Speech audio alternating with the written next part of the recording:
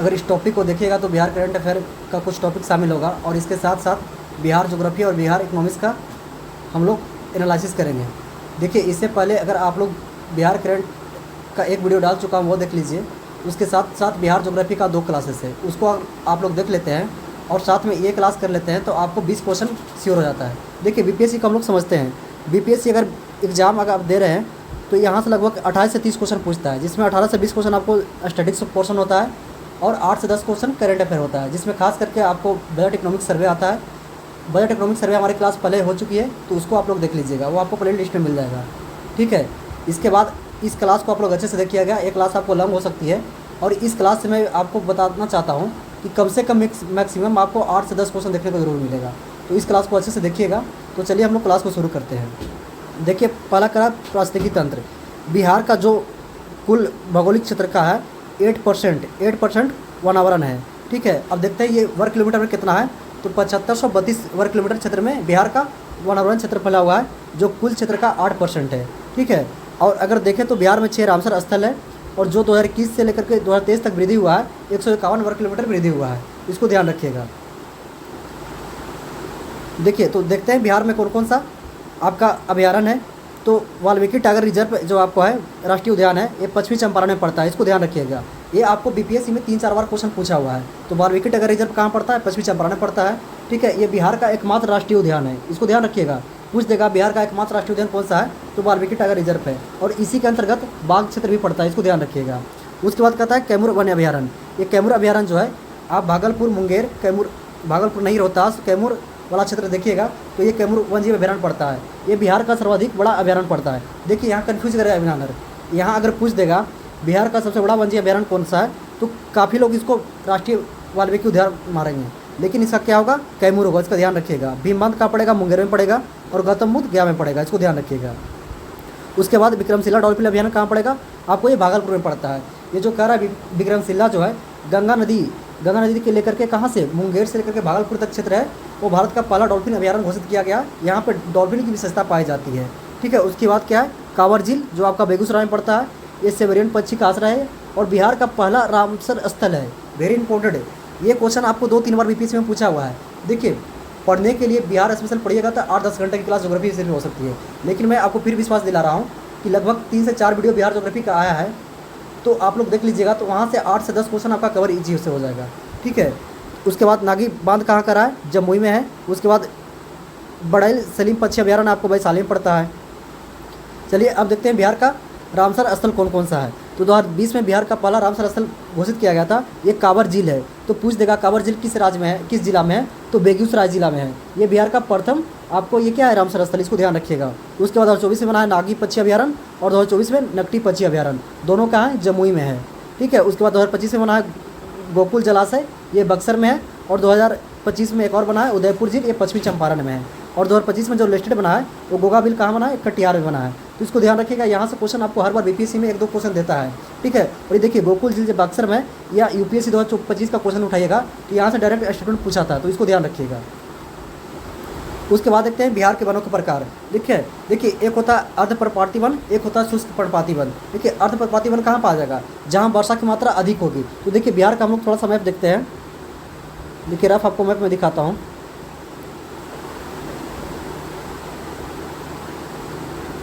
ये आपका बिहार रहा। ठीक है, ये आपका गंगा नदी रही, ये आपका किशनगंज रहा, ये नेपाल का तराई क्षेत्र पड़ता है, ये पश्चिमी चंपारण रहा। तो यहाँ हम बताए थे आपको बिहार का मानसून में यहाँ से हम लोग जाते हैं तो वर्षा की मात्रा बढ़ते जाता है, इधर आगे आकर के कमते जाता है। तो यहाँ आपको अर्धपर्णपाती वन देखने को मिलेगा, क्योंकि यहाँ वर्षा जो है 120 सेंटीमीटर से अधिक मिलता है। ठीक है, तो ये किस क्षेत्र में पड़ेगा? किशनगंज, पश्चिमी चंपारण और नेपाल के सीमावर्ती क्षेत्र में। और यहाँ पर पूछेगा वृक्ष कौन कौन सा है, तो वृक्ष आपको साल, सलेम, सवाना और झाड़ियाँ मिलती है। ठीक है, तो इसको ध्यान रखिएगा। उसके बाद शुष्क पर्णपाती वन जो है ये 120 सेंटीमीटर से कम वर्षा वाला क्षेत्र पड़ता है। देखिए, खास करके दक्षिणी बिहार देखिएगा, ये वाला क्षेत्र शुष्क पर्णपाती वन पाया जाता है। ठीक है, बिहार का अधिकांश भाग इसी क्षेत्र में आता है। कैमूर की पहाड़ी, मुंगेर, जमुई, बांका। यहाँ प्रमुख वृक्ष कौन कौन होगा? तो शीशम होगा, अमतास होगा, साल होगा, महुआ होगा, पलास और बांस होगा, इसको ध्यान रखिएगा। चलिए अब देखते हैं वन रिपोर्ट 2023। देखिए, ये भारत का 18वीं वन रिपोर्ट है। ये 1987 से प्रत्येक 2 वर्ष पर भारतीय वन सर्वेक्षण द्वारा वन रिपोर्ट जारी किया जाता है। तो जो 2023 का वन रिपोर्ट है वो 18वां देश का 18वां वन रिपोर्ट है, इसको ध्यान रखिएगा। एक होता है वनावरण और एक होता है वृक्षावरण। देखिए आप लोग पढ़ते हो तो काफ़ी कन्फ्यूज होता है वनावरण क्या है, वृक्षावरण क्या है, तो इसको हम लोग समझते हैं। देखिए वनावरण के तहत वो आता है जो किसी प्राकृतिक, इसको ध्यान रखिएगा, किसी प्राकृतिक पारिस्थितिक क्षेत्र का क्षेत्र, जहाँ पे प्राकृतिक पारिस्थितिक तंत्र पाया जाता है उस क्षेत्र को वनावरण कहते हैं। जैसे आपका जंगल हो गया, और यहाँ पे मिनिमम आपको 1 किलोमीटर हेक्टेयर से ज़्यादा भूमि क्षेत्र देखने को मिलेगा, तो उसको हम लोग वनावरण कहते हैं। एक होता है वृक्षावरण। देखिए वृक्षावरण वैसा क्षेत्र होता है जो कुल संघन क्षेत्र का या कुल जो ढके हुए क्षेत्र का, उसको वृक्षावरण कहते हैं। जैसे आपका क्या हो गया, ये आपका सड़क के किनारे या आपको शहर में किसी बाग के किनारे, ये सब वृक्षावरण के अंतर्गत आता है। तो अगर कुल भारत का जो बिहार का भौगोलिक क्षेत्र है उसका कितना % पड़ता है वनावरण, 8%, और वृक्षावरण पड़ता है 2.86%। इसको ध्यान रखिएगा। और पूछेगा 2021 से लेकर 2023 में कितना वृद्धि हुआ है, तो 151 वर्ग किलोमीटर वृद्धि हुआ है। वेरी इंपॉर्टेंट, इसको ध्यान रखिएगा, ठीक है। और वनावरण कितना है, तो 7532 वर्ग किलोमीटर में फैला हुआ है, और आपका वृक्षावरण है 2500 वर्ग किलोमीटर में फैला हुआ है, इसको ध्यान रखिएगा।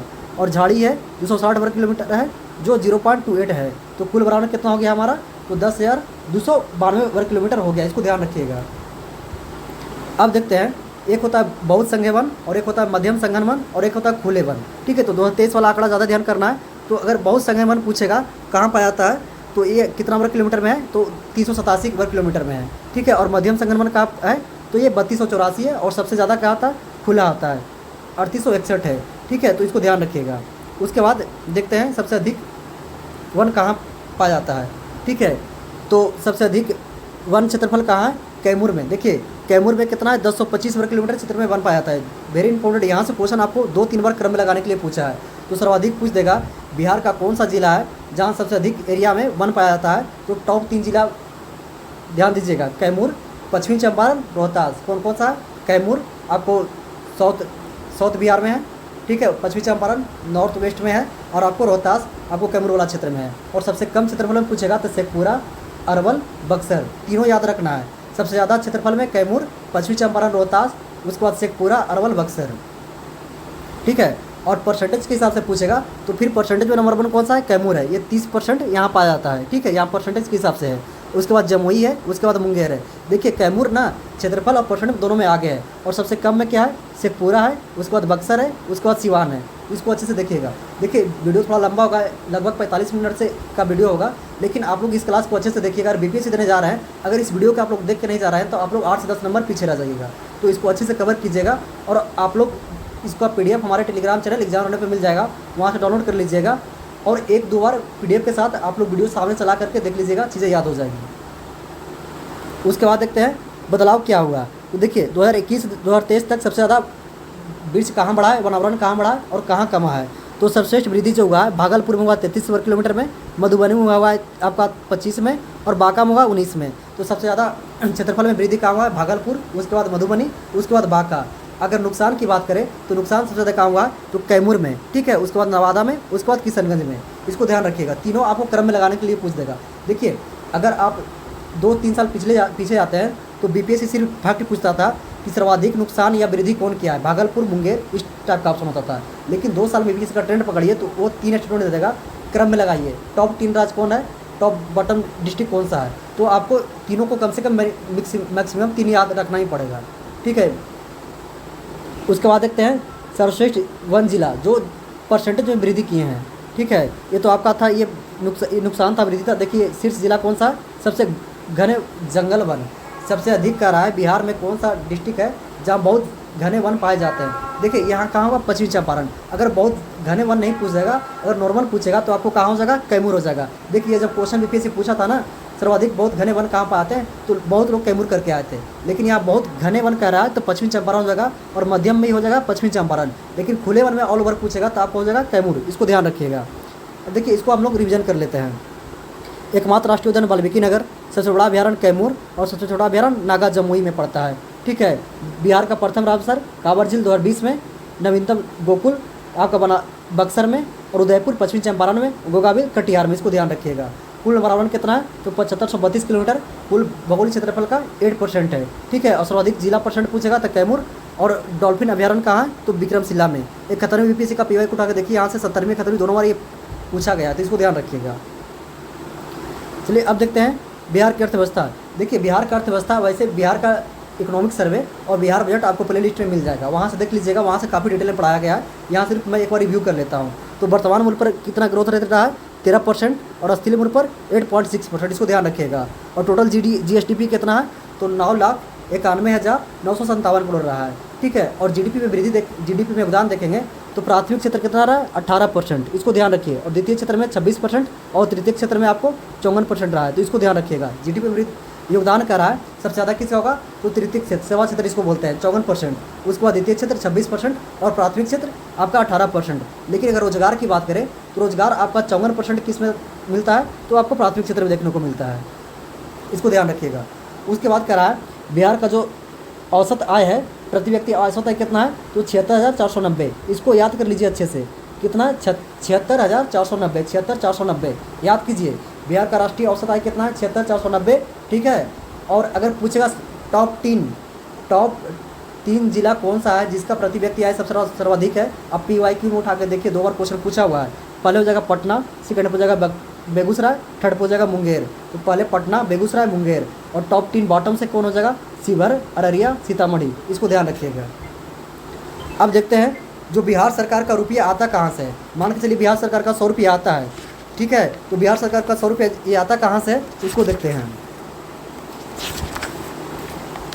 देखिए एक तो हो जाएगा आपका 45%, क्या हो जाएगा, 45.49% सबसे ज़्यादा कहाँ से आता है, केंद्र में कारों को राज्यों का हिस्सा, जो केंद्र सरकार द्वारा बिहार सरकार को जो राज्यों का हिस्सा मिलता है वो 45% है। सेकेंड में आपका हो जाएगा जो राज्य का अपना खुद का राजस्व है, 18.92%, ठीक है। और थर्ड में हो जाएगा लोक ऋण, 17.81%, और फोर्थ में हो जाएगा केंद्र से सहायता अनुदान मिलता है कितना, 14.92%, और अन्य से हो जाएगा 2.82%। इसको ध्यान दीजिए फिर से, सबसे ज़्यादा बिहार में पैसा कहाँ से आता है, बिहार सरकार को जो रेवेन्यू होता है कहाँ से आता है, तो केंद्रीय करों से हिस्सा से आता है आपको 14.49%। उसके बाद राज्य सरकार का जो राजस्व है उससे आता है 18.92%। उसके बाद लोक ऋण से आता है 17.81%।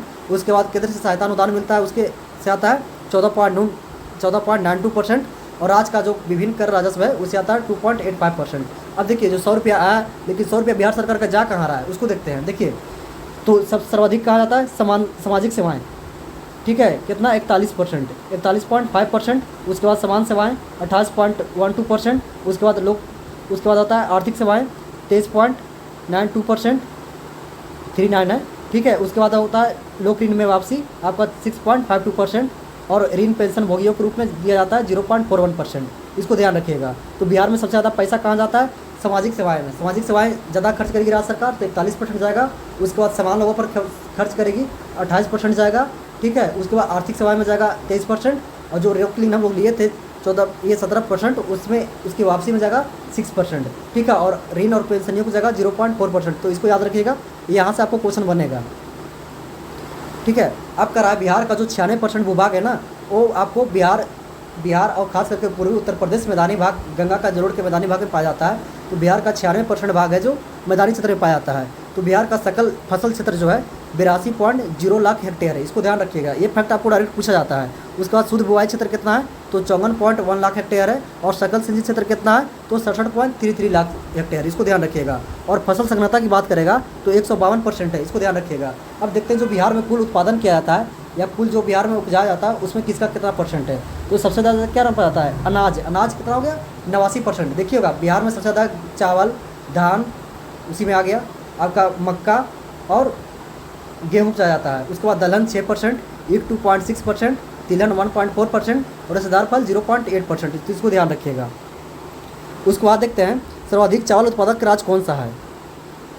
देखिए चावल में सर्वाधिक उत्पादक कौन सा है, तो रोहतास हो जाएगा, गेहूं में भी रोहतास हो जाएगा। देखिए पहले मैं बताया हूँ सोन नहर परियोजना जो निकली है आपको रोहतास, औरंगाबाद और कैमूर के क्षेत्र में जो निकली है, यहाँ पे ना कृषि में क्रांति लाया है, ठीक है। तो यहाँ चावल उत्पादन सिर्फ में हो जाएगा रोहतास, उसके बाद गेहूँ हो जाएगा रोहतास, और मक्का में हो जाएगा पूर्णिया, और दलहन हो जाएगा पटना। ये उत्पादन में है।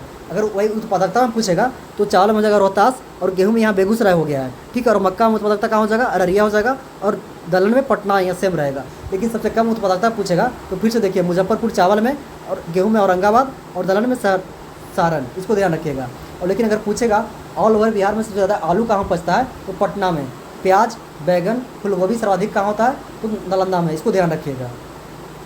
अब देखते हैं बिहार सरकार ने कृषि क्षेत्र को नवाचार को बढ़ावा देने के लिए विभिन्न योजनाएं किया है। तो कौन कौन सा किया है? एक किशनगंज में चाय विकास योजना की शुरुआत किया है, ठीक है। उसके बाद वैशाली के बिदुरपुर में बागवानी केंद्र, खास करके पान के लिए संरक्षण केंद्र खोला है, ठीक है। और बिहार के 13 जिलों में जैविक पट्टी का निर्माण किया जा रहा है। मैं इसको पहले ही बताया था। 13 जिला कैसे याद रखना? एक तो 12 जिला गंगा किनारे जो बसा हुआ ये हो गया, और एक नीतीश कुमार जो माननीय पूर्व मुख्यमंत्री बिहार के थे, उनका एक गृह जिला नालंदा। तो बिहार के कुल 13 जिला में आपको जैविक पट्टी देखने को मिलता है। 12 कौन हो जाएगा? बिहार के गंगा किनारे जो बसा हुआ है, और एक नालंदा 13 हो जाएगा। और एक हाल ही में केंद्र सरकार द्वारा मखाना बोर्ड की स्थापना किया जा रहा है बिहार में, ठीक है। जो कुल मखाना का है बिहार 85%, देश का कुल मखाना का बिहार अकेले 85% उत्पादन करता है, ठीक है। लेकिन ऑल ओवर अगर पूछेगा सबसे ज़्यादा देश में कहाँ मखाना होता है? बिहार में।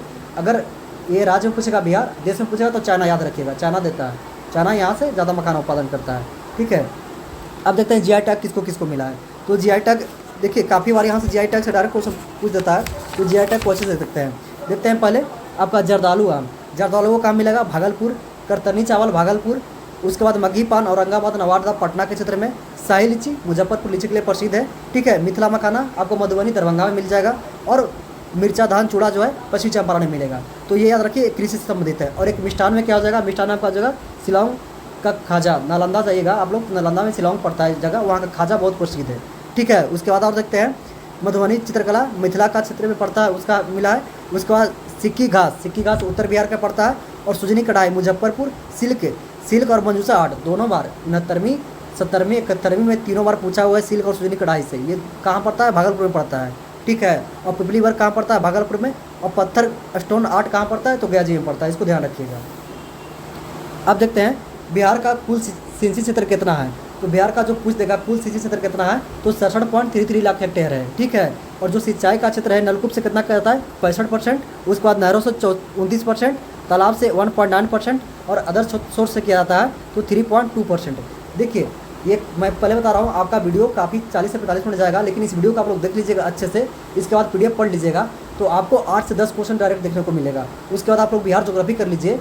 इसके साथ हम लोग बिहार हिस्ट्री का जो पोर्शन बच जाएगा, अगर बिहार हिस्ट्री और ये आपका बजट और ये टॉपिक कर लेते हैं तो मोस्टली 30 क्वेश्चन यहाँ से आता है। आप अगर PY के साथ रिवीजन कर लेते हैं तो आपको 30 में से 28 क्वेश्चन ईजिली कर सकते हैं, ठीक है।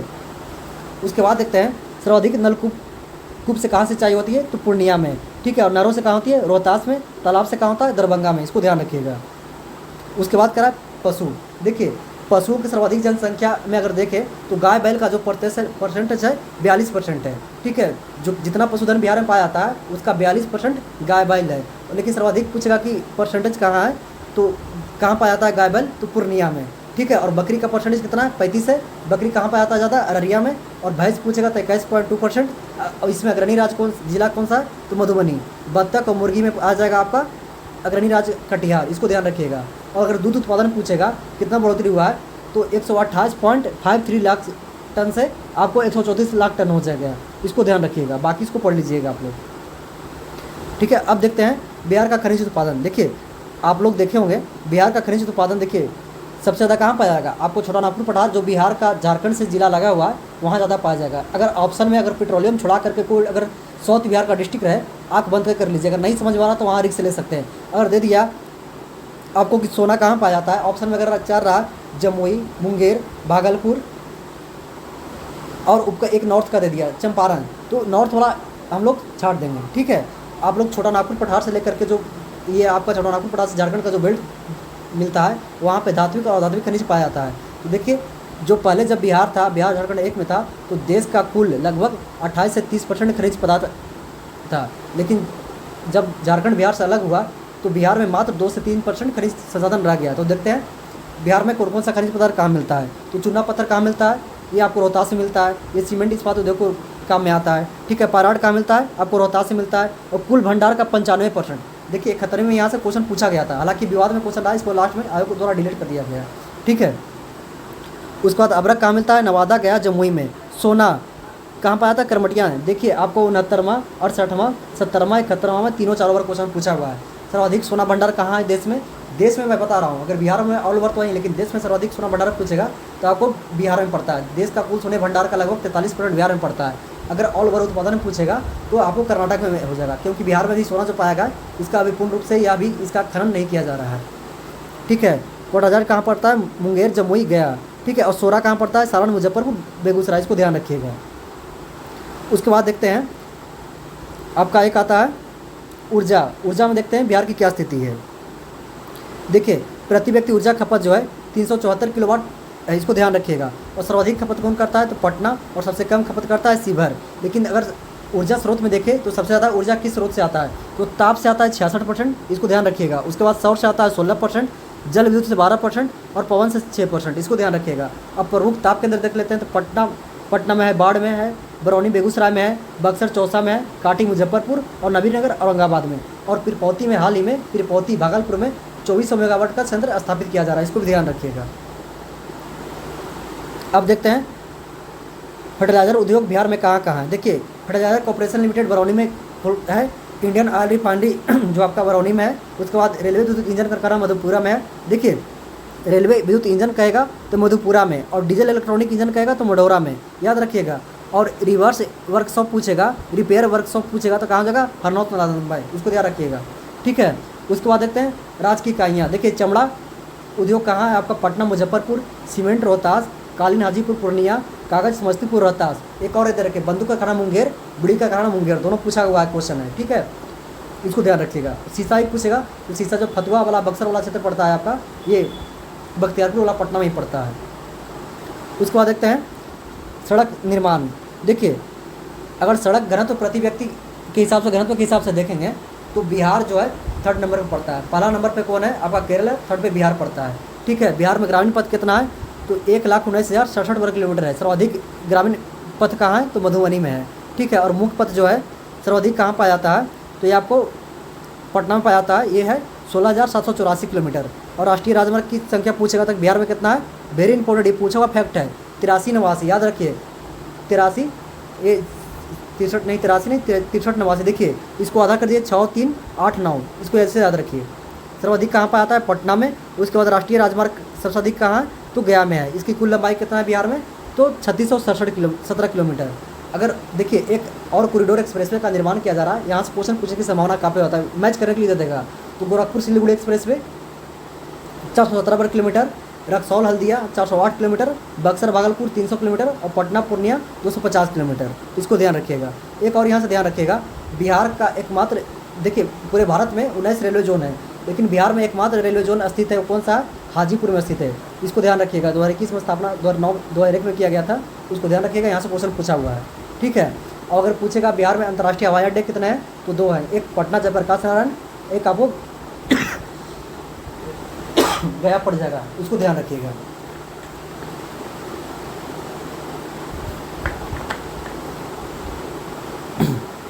अब देखते हैं पर्यटन क्षेत्र में।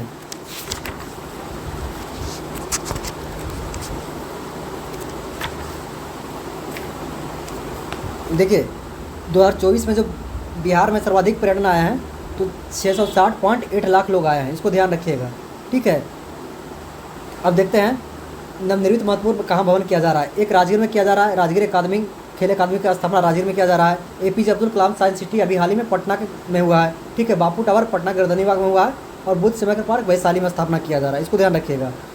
उसके बाद 7 निश्चय 1, 7 निश्चय 2 और 7 निश्चय 3। देखिए, यहाँ से तो क्वेश्चन पूछने की संभावना काफ़ी कम है, देगा तो यहाँ से देगा। देखिए, BPSC का ट्रेंड पकड़िएगा आप लोग। देखिए, क्वेश्चन PYQ देखने का मतलब होता है कि कहाँ से क्वेश्चन पूछता है और किस हिसाब से क्वेश्चन पूछता है, वो देखना होता है। ठीक है, देखिए आप लोग जब क्वेश्चन बैंक देखे होंगे तो 4 दे देगा और दे देगा इनमें से कौन नहीं 7 निश्चय 3 का भाग है। ठीक है, तो इसको पहले डेट याद रखिए। 7 निश्चय 1 2015 में शुरू किया गया, 7 निश्चय 2 2020 में, और 7 निश्चय 2025 में। तो ये जो 7 निश्चय 3 है, इसको आप लोग रट लीजिएगा। ठीक है, इसमें पहला निश्चय क्या है? तो दोगुना रोजगार दोगुना है, पहले रोजगार दोगुना करना है, उसके बाद आय दोगुना होगा। ठीक है, उसके बाद क्या आ रहा है? समृद्ध उद्योग सशक्त बिहार। ठीक है, उसके बाद है कृषि में प्रगति, प्रदेश की समृद्धि। उसके बाद उन्नत शिक्षा, उज्ज्वल भविष्य, और उसके बाद क्या है? सुलभ व्यवस्था, सुरक्षित जीवन। और अगर क्या आ रहा है? मजबूत आधार, आधुनिक विस्तार, सबका समान जीवन आसान, इसको ध्यान रखिएगा। चलिए, तो ऑल ओवर हम लोग एक बार रिवीजन कर लेते हैं। देखिए, आपका इस तरह से मैं PDF बनाया हूँ कि आपको पोर्शन भी कंप्लीट हो रहा है और जो मेन टॉपिक है उसको रिवीजन भी करते चल रहे हैं। देखिए, प्रति व्यक्ति आज सबसे ज़्यादा कहाँ था? पटना में था। सबसे कम कहाँ था? शिवहर में था। बिजली सर्वाधिक खपत करता है पटना, सबसे कम खपत करता है शिवहर। एनएच की लंबाई सर्वाधिक कहाँ है? पटना में है, सबसे कम कहाँ है? शिवहर में है। ग्रामीण सड़क सर्वाधिक कहाँ है? मधुबनी में है और सबसे कम है अरवल में है। ठीक है। फसल संघनता सर्वाधिक कहाँ है? रोहतास में है, सबसे कम मुंगेर में है और सर्वाधिक सिंचित क्षेत्र कहाँ है? रोहतास है, सबसे कम शिवहर है। और अग्रणी सिंचाई जो नलकूप से सिंचाई सर्वाधिक कहाँ होता है? पूर्णिया में होता है और नहर से कहाँ होता है? रोहतास में होता है। ठीक है। अब पशुधन में अग्रणी कौन सा है? गाय बैल में पूर्णिया और भैंस में मधुबनी और बकरी में अररिया, इसको ध्यान रखिएगा। अब देखते हैं सेंसेक्स। देखिए आप लोग यहाँ से क्वेश्चन पीवाई को उठा के देखिए, ऐसा कोई साल नहीं है यहाँ से 2 क्वेश्चन नहीं पूछा गया है। अगर इस टॉपिक आप लोग छोड़ के जाते हैं तो आप लोग 2 नंबर छोड़ देते हैं। अगर मैं पूरा वीडियो की मैं बात करूँ, यहाँ से 6 से 7 क्वेश्चन जरूर आएगा। ठीक है। अगर इस टॉपिक आप लोग अच्छे से कवर कर लेते हैं तो आपको 6 से 7 क्वेश्चन अच्छे से कवर हो जाएगा। बार बार मैं इसलिए बोल रहा हूँ कि बिहार स्पेशल जो टॉपिक होता है बहुत आसान होता है। यहाँ कम आउटपुट में अगर आप 7-8 घंटे अगर एक बार अच्छे से मेहनत कर देते हैं, उसके बाद आप रिविजन करते हैं ना, तो आपको 30 क्वेश्चन यहाँ से अच्छे से कर ले जाएगा। 20 तो स्टैटिक्स हो जाएगा, बाकी इकोनॉमिक सर्वे हो जाएगा और बजट हो जाएगा 4-5 क्वेश्चन। बाकी खेल से 1-2 क्वेश्चन आता है तो उसको देख लीजिएगा। हालांकि कुछ टॉपिक और मैं करवाऊँगा। ठीक है। देखिए तो देखते हैं बिहार बजट, बिहार की जनगणना, भारत की जनगणना साथ में देखेंगे। देखिए जनगणना जब आप पढ़ते होंगे तो यहाँ से क्वेश्चन हर बार देखने को मिलता है। हालांकि अभी जनगणना आगे वर्ष हो रहा है, अगला 2027 में होगा, तो 1-2 साल पिछले का ट्रेंड देखिए, जनगणना से बीपीएससी क्वेश्चन पूछना कम कर दिया है, क्योंकि जितना क्वेश्चन पूछना था लगभग घुरा फिरा के पूछ लिया है। तब पर भी इस टॉपिक को हॉट है, इसको छोड़ के जाना नहीं है। अब बीपीएससी का जो फोकस क्षेत्र हो गया है एनएचएफ से रिपोर्ट हो गया है। ठीक है। तो उसको भी हम लोग देखेंगे। हालांकि ये जनगणना लास्ट है, इसलिए यहाँ से क्वेश्चन पूछने की संभावना बहुत होता है। तो चलिए इस टॉपिक को हम लोग अच्छे से करते हैं। ठीक है। देखिए पहली जनगणना का हुआ था तो 1872, किसके कार्यकाल में? लॉर्ड मेयो के कार्यकाल में हुआ था, इसको ध्यान रखिएगा। ठीक है। उसके बाद नियमित जनगणना की शुरुआत कब हुआ था? तो 1881 में हुआ था, लॉर्ड लिपन के कार्यकाल में हुआ था। और बिहार का पृथक जनगणना कब हुआ था? तो 1941 में हुआ था, इसको ध्यान रखिएगा। और ये जो भारत का जनगणना है वो 15वां जनगणना है। जो इसके 15वां जनगणना आयुक्त थे सी चंद्रमौली थे, इसको ध्यान रखिएगा। और इसका आदर्श वाक्य क्या था? हमारी जनगणना हमारा भविष्य, इसको भी ध्यान रखिएगा। जो बिहार का कुल जनसंख्या है वो कितना था? वो 10,40,99,452। जो कुल देश का 8.6% सिर्फ बिहार की जनसंख्या है। ठीक है। सबसे ज़्यादा जनसंख्या कहाँ है? यूपी का है, उसके बाद महाराष्ट्र का है, उसके बाद बिहार का है। बिहार जनसंख्या में 3rd स्थान पे है, लेकिन जनसंख्या घनत्व कहेगा तो सबसे ज़्यादा कहाँ है? आपको बिहार में देखने को मिलेगा।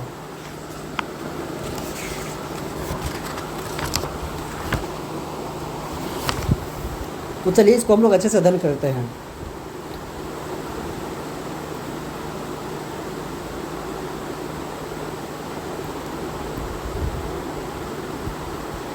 देखिए कुल जनसंख्या बिहार का कितना है? तो 10.41 करोड़ और भारत का कितना है? 121 करोड़। ठीक है। 121 सुबह होता है तो 121 करोड़ कितना है भारत की जनसंख्या। हालांकि नई रिपोर्ट के अनुसार भारत की जनसंख्या लगभग 143 करोड़ हो गया, लेकिन हम लोग जनगणना 2011 के अनुसार देख रहे हैं तो 111 करोड़ हो गया।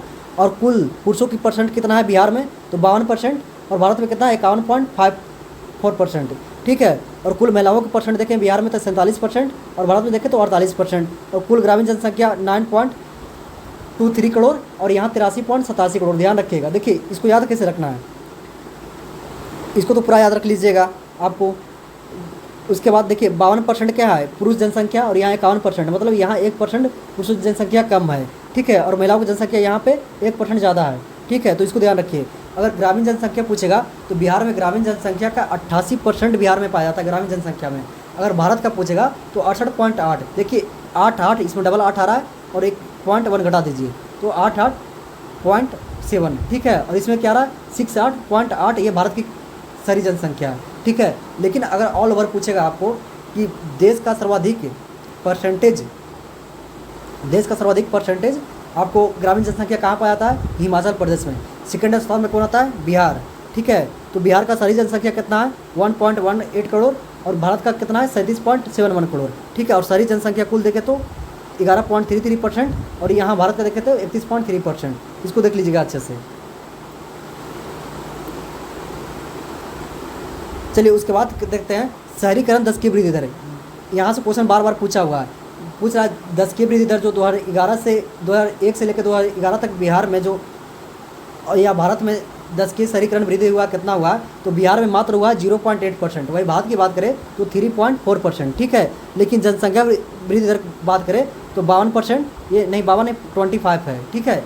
ये 2001 से 2011 तक के 10 की वृद्धि दर जनसंख्या पूछेगा तो बिहार का कितना रहा है 25%, वही भारत का ऑल ओवर 17.7%। ठीक है, लिंगानुपात 918 ये बिहार का है और भारत का 943, दोनों फैक्ट इंपोर्टेड है। ये जितना भी मैं ये चीज़ें पढ़ा रहा हूँ इसको आप लोग वीडियो को 2-3 बार देखिएगा, उसके बाद PDF एक दो बार रीड कर लीजिएगा, आप लोग को काफ़ी यहाँ से एग्जाम हॉल में हेल्प मिलेगा।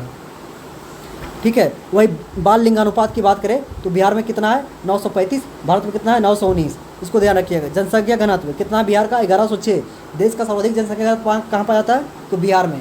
ठीक है, 1106, और भारत में कितना है तो 382 है वर्ग किलोमीटर प्रति किलोमीटर है। और 0 से 14 वर्ष की आयु की उम्र कितना पता है 40%, और यहाँ 30%।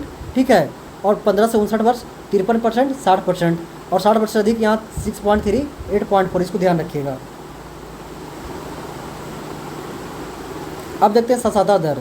ठीक है, अब सामाजिक तुलनात्मक देखते हैं, सामाजिक तुलनात्मक देख रहे हैं तो साक्षरता दर, बिहार का साक्षरता दर कितना है 61.8%, अगर भारत का पूछेगा तो 74%। ठीक है, और बिहार का पुरुष साक्षरता दर कितना है तो 71%, बिहार का ये हो गया 71%, भारत का 82%। ठीक है, और महिला साक्षरता दर कितना हो गया 51%, और भारत का 65%। देखिए इसको याद कैसे रखना है, बिहार का साक्षरता रेट कितना है तो 61.1%। ठीक है, 61 यह इसको औसत मान लीजिए। ठीक है, और यहाँ से 10% बढ़ाइएगा तो 71 पुरुष का हो जाएगा, और 10% घटाइएगा तो 51 महिला का हो जाएगा, तो इसको ध्यान रखिएगा। अब रहा साक्षरता दर में वृद्धि जो 2001 से 2011 तक हुआ है, बिहार में कितना हुआ तो 17.9%, और भारत में कितना हुआ 10.9%। ठीक है, ग्रामीण साक्षरता दर 59.8%, और आपको भारत में हो जाएगा 67%, यहाँ शहरी हो जाएगा आपको 76%, और यहाँ हो जाएगा 84%। ये देखिए ये फैक्ट भी काफ़ी बार पूछा हुआ है, बोल देगा बिहार में अनुसूचित जनजातियों का परसेंट कितना है तो 15.72%, वही अगर भारत की बात करेगा तो 16.6%। ठीक है, और अनुसूचित जनजाति कितना पड़ जाएगा बिहार में 1.3 और भारत में 8.6, इसको ध्यान रखिएगा।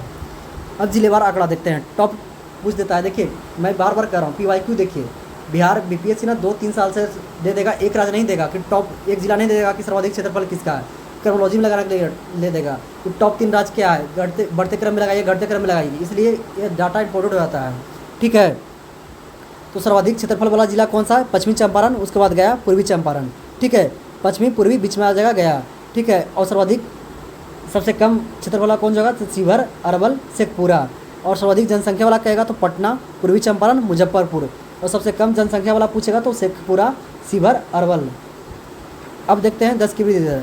देखिए जनसंख्या 10 की वृद्धि दर सर्वाधिक 3 जिला कौन सा है तो मधेपुरा में 31% हुआ है, किशनगंज में 30% हुआ है, और अररिया खगड़िया में 30.2% हुआ है, इसको ध्यान रखिएगा।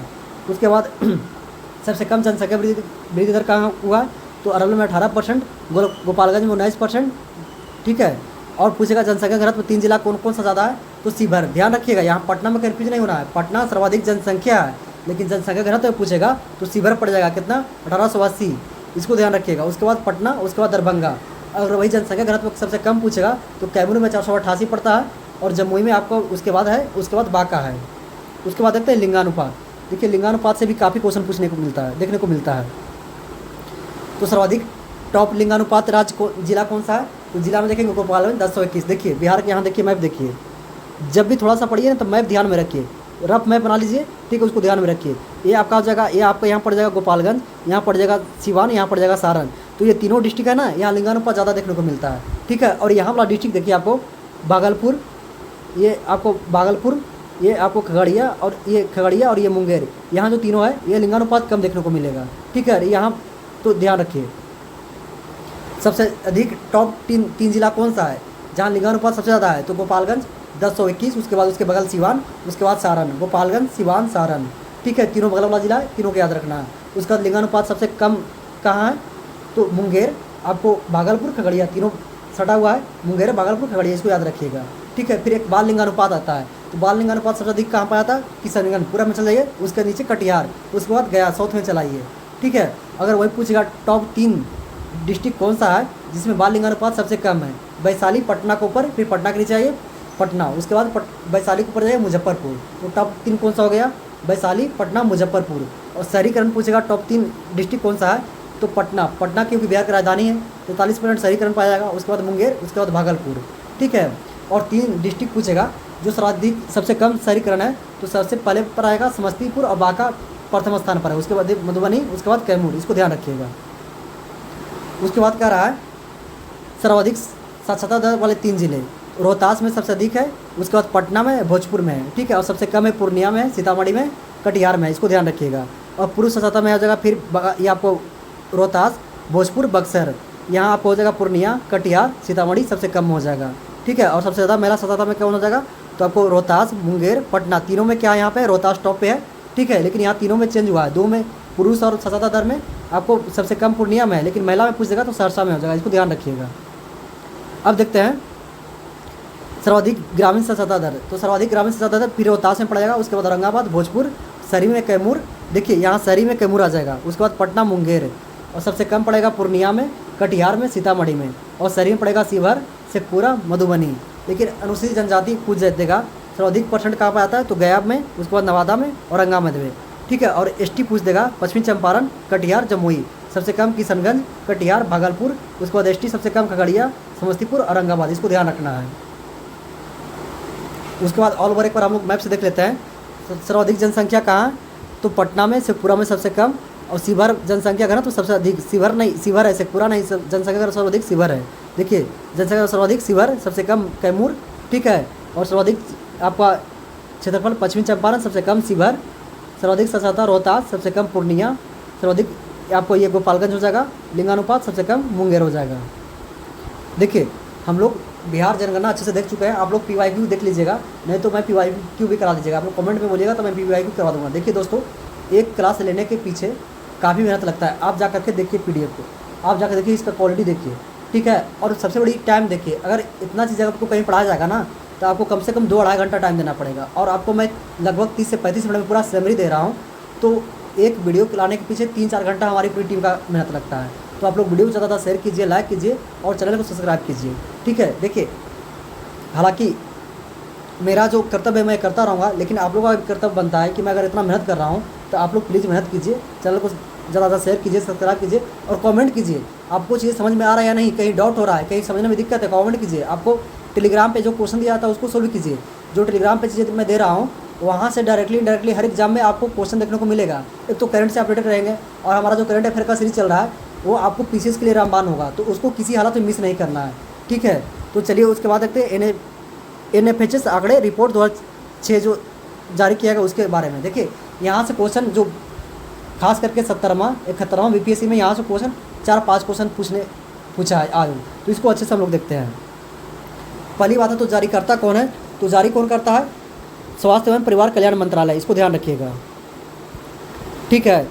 नोडल मंत्रालय कौन सा है, तो अंतर्राष्ट्रीय जनसंख्या विज्ञान संस्थान मुंबई, इसको ध्यान रखिएगा। शामिल जिले कितना है 715, और शामिल परिवार कितना है लगभग ये है तो लगभग 6.7 लाख, और कुल पैमाना कितना है तो 101 है, ठीक है। देखिए अपवाद मणिपुर राज्य इस आंकड़े में नहीं शामिल किया गया, पूछ देगा हाल ही में NFHS आंकड़े 6 जारी किया है, भारत के सभी राज्यों को शामिल किया गया तो गलत है, एकमात्र राज्य जो शामिल नहीं हुआ है कौन सा है तो मणिपुर है, ठीक है। देखिए NHS 5 की तुलना में कुछ डेटा NHS 6 से हटा दिया गया है। अब इसका उद्देश्य क्या है, इसका जारी करने का उद्देश्य क्या है, तो मार्च स्वास्थ्य दर, पोषण, मृत्यु दर, परिवार नियोजन और स्वास्थ्य सेवाओं को गुणवत्ता का आकलन करना, ताकि जो कल्याणकारी योजनाएं हैं जो धरातल पर विकास हो सके, सबका विकास हो सके, एक आकलन अच्छे से हो सके, इसलिए किया जाता है। देखिए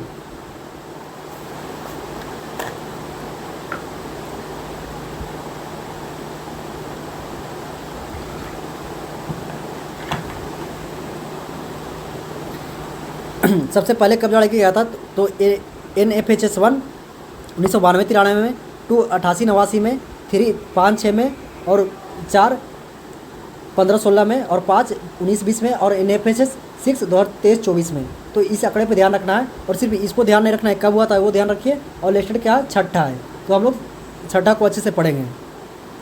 देखिए आपका राज्य संपूर्ण भारत का जो प्रजनन दर है कितना है, संपूर्ण भारत का प्रजनन दर क्या है तो 2.0 है। वेरी इंपॉर्टेंट, जो भी यहाँ चकड़ा बता रहा हूँ आप लोग प्लीज़ आपसे रिक्वेस्ट कर रहा हूँ, अगर आप लोग अच्छे से वीडियो देखिएगा तो 8 से 10 क्वेश्चन आपको बन जाएगा, ठीक है। तो आप लोग अच्छे से ध्यान दीजिएगा और इसका PDF निकाल करके 3-4 बार पढ़ लीजिएगा, और वीडियो को कम से कम 2-3 बार देखिएगा। तो संपूर्ण जो भारत का प्रजनन दर है कितना है 2.5 है। 5 वर्ष से कम आयु वर्ग के लोग कितने हैं,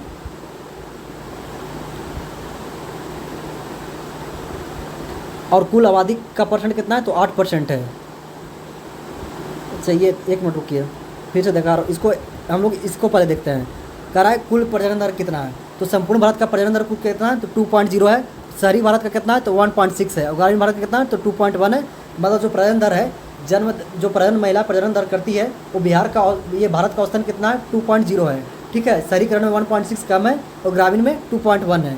ठीक है, अब कहा विभिन्न आयु वर्ग के रोग, तो 5 वर्ष से कम आयु वर्ग कितना है, 8%, 15 वर्ष से कम आयु वर्ग है 25%, और 60 वर्ष से अधिक आयु वर्ग है 12.9%। इसको ध्यान रखिएगा।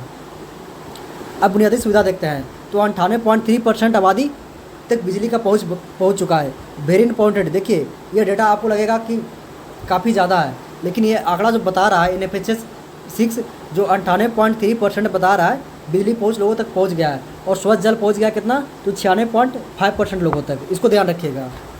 अब का राज्य सर्वाधिक बाल विवाह कहाँ पाया जाता है, तो पश्चिम बंगाल में, कितना, 36%। उसके बाद बिहार का स्थान सेकेंड है, 34%।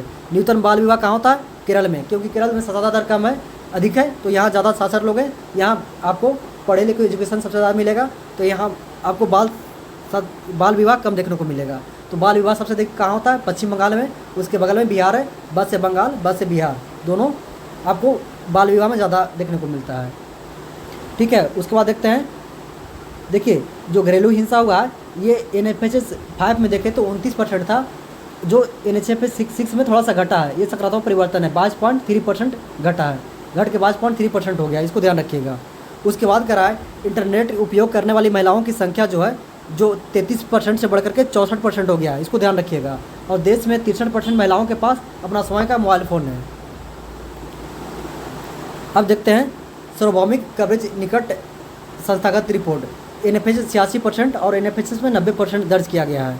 ठीक है, अब देखते हैं स्वास्थ्य बीमा वित्तीय पहुंच कितना लोगों के पास हो गया है, तो 60% के लोगों के पास हो गया है। उसके बाद देखते हैं बाल स्वास्थ्य और पोषण। देखिए ये बाल स्वास्थ्य पोषण के देखते हैं कि क्या ही चेंज हुआ है।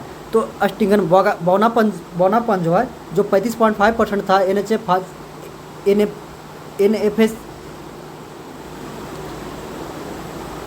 कह रहा है, बौनापन था NFHS 5 में 35.5% था, जो NFHS 6 में घट करके 29% हो गया है। तो यहाँ सकारात्मक देखने को मिला है, यानी सुधार हुआ है। वही बेस्टिंग की बात करें तो 5 में 7.7% था और 6 में आकर के 5.2% हुआ, यहाँ भी सुधार हुआ है। एक पूर्ण टीकाकरण में देखने को मिलता है, यहाँ पे NFHS में 5 में था 83% और 6 में कितना हो गया, तो 87%, यहाँ वृद्धि हुआ है। तो मतलब ऑल ओवर देखें तो NFHS 5 में से लेकर के NFHS 6 में बाल स्वास्थ्य पोषण में सुधार देखने को मिला है। अब देखते हैं बौनापन, इसका परिभाषा क्या है, आयु के अनुपात में कम लंबाई। ठीक है, और देखते हैं वेस्टिंग, लंबाई के अनुपात में कम वजन। अब देखते हैं बिहार का, यहाँ से देखिए ऑल ओवर तो भी हम लोग NFHS 6 का आंकड़ा देख रहे थे, बिहार का आंकड़ा क्या है। तो संपूर्ण बिहार में NFHS 5 के अंतर्गत जो प्रजनन दर था वो 3.0% था, लेकिन अभी घट करके 6 में कितना आ गया, तो 2.7% आ गया। हालांकि अभी भी काफ़ी ज़्यादा है, लेकिन 2.7 हो गया है। ठीक है, शहरी बिहार में है 2.8 और ग्रामीण बिहार में शहरी बिहार में 2.1 है और ग्रामीण बिहार में 2.8 है। इसको ध्यान रखिएगा। और 5 वर्ष से कम आयु के कुल आबादी कहेगा बिहार में तो 11% और 15 वर्ष से अधिक 35%, 60 वर्ष से अधिक 11.5%। इसको ध्यान रखिएगा। अब बिहार में जो है बिजली पहुंच हो गया 98.5%। वेरी इंपॉर्टेंट, देखिए राष्ट्रीय औसत बिजली पहुंच से भी 0.2% अधिक बिहार में बिजली पहुंच हो चुका है। नीतीश कुमार का जो बिजली पहुंच के क्षेत्र में काफ़ी ज़्यादा योगदान रहा है। ठीक है, और स्वच्छ पेयजल में यहाँ भी देखिए भारत से आगे है, 99.8% हो गया है। मोबाइल फ़ोन संचालित 62% महिलाओं के पास मोबाइल फ़ोन है और बैंक बचत खाते 90% महिलाओं के पास बैंक खाते हैं। ठीक है, और देखिए NFHS 6 में जो है घरेलू हिंसा 36.1% घटा है, तब पर भी घरेलू हिंसा या बाल विवाह में देखें तो आपको बिहार सेकंड स्थान पर है। अब देखते हैं बाल स्वास्थ्य और पोषण में, बौनापन में 35.6%, कम वजन अंडर वेट में हो गया 35% और वेस्टिंग में हो गया 19%। ठीक है, पूर्ण टीकाकरण में बिहार का जो है 87% हिस्सेदारी है, 87% हो गया है। उसके बाद देखते हैं ऑल ओवर बिहार का, देखिए ये डेटा आपको एक में कर दिया हूँ मैं। कुल प्रजनन दर कितना है, 2 पॉइंट भारत का, और यहाँ देखिए बिहार का है, ये भारत का है, तो बिहार का कितना हो गया 2.7। शहरी TFR कितना आ गया, तो 1.6 और ग्रामीण 2.1। ये भारत का है, बिहार का 2.1 और 2.8। 5 वर्ष से कम आबादी 8%, यहाँ 11.5%। 15 वर्ष से कम आबादी 25%, यहाँ 35%। 60 वर्ष से अधिक आबादी 12.9%, यहाँ 11%। बिजली पहुँच हो गया 98.3%, यहाँ 98.5%। स्वच्छ पेयजल 96.5 और यहाँ 99.8%। घरेलू हिंसा 22.3, यहाँ 36.1। पूर्ण टीकाकरण 87 और यहाँ 87.1। स्टैंडिंग 29 और यहाँ 35। वेस्टिंग में यहाँ 5.2 19। इसको ध्यान रखिएगा।